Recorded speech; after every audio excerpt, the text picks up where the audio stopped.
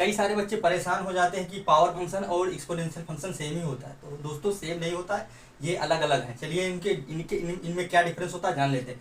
सबसे पहले जो पावर फंक्शन होता है वो y equal to A X power N का फॉर्म का होता है। जो यहाँ पे जो एक्सपोनेंशियल फंक्शन होता है वो y equal to A B power X के फॉर्म का होता है। यहाँ पे आप समझ सकते हैं कि जो वेरिएबल है यहाँ पे, ये वेरिएबल क्या है पावर में चली जाएगी, और यहाँ पे जो है ये वेरिएबल का पावर कांस्टेंट रहेगी।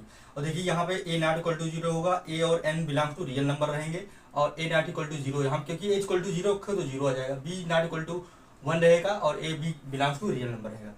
ये सारे ये डिफरेंस आपको पता चल गया होगा। अब देखिए कुछ क्वेश्चन है, ये क्वेश्चन है कि कौन सा पावर फंक्शन है, कौन सा एक्सपोनेंशियल फंक्शन है। चलिए अब देखिए इसी के जो फंक्शन है उसी को अप्लाई करेंगे। जैसे यहाँ पे देखिए ए यहाँ पे 10 इंटू 9 की पावर एक्स लिखा है, तो देखिए ए कांस्टेंट है, 9 कांस्टेंट है। यहाँ पे देखिए ए कांस्टेंट है और बी कांस्टेंट है, वेरिएबल को पावर में एक साइड, तो ये क्या हो जाएगा एक्सपोनेंशियल फंक्शन हो जाएगा, एक्सपोनेंशियल फंक्शन हो जाएगा।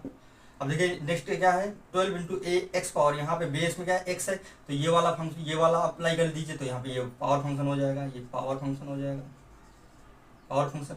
अब देखिए ए बी की पावर एक्स, एक ये 8 भी कांस्टेंट है और 20 भी कांस्टेंट है और पावर में एक्स है, तो क्या हो जाएगा, तो यहाँ पे ये एक्सपोनेंशियल फंक्शन हो जाएगा।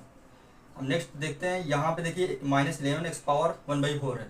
यहाँ पे पावर निगेटिव हो सकती है, पॉजिटिव भी हो सकती है, तो -11 टू एक्स पावर 1/4 है। तो देखिए यहाँ पे 11 तो कांस्टेंट है, एक वैल्यू ये एक -11 मान लीजिए, एक्स की वैल्यू एक्स तो एक्स ही रहेगा, और यहाँ पे पावर एन है, तो ये भी क्या हो जाएगा, ये क्या हो जाएगा पावर फंक्शन हो जाएगा।